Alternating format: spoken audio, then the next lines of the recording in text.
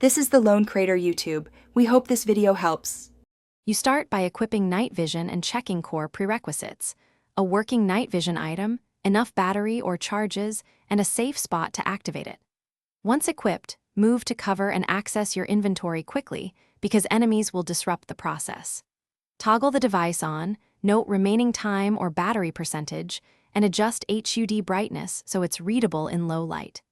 Keep movement slow for the first seconds while sensors calibrate. This reduces visual bloom and gives you steady vision to plan your next move.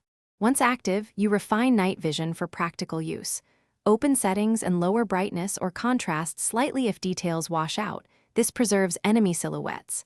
Then decide whether to pair with thermal or a dim flashlight. Use toggles quickly. Thermal helps through smoke while flashlight attracts attention. Make sure to manage stamina and weapon sway. Crouch to steady aim and use short bursts.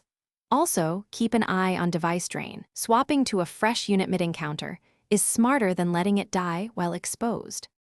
Finish by validating night vision across map areas.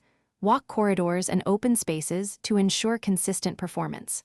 Stock spare batteries or backup units in an easy access slot, and bind restore or toggle to a hotkey so you can react fast.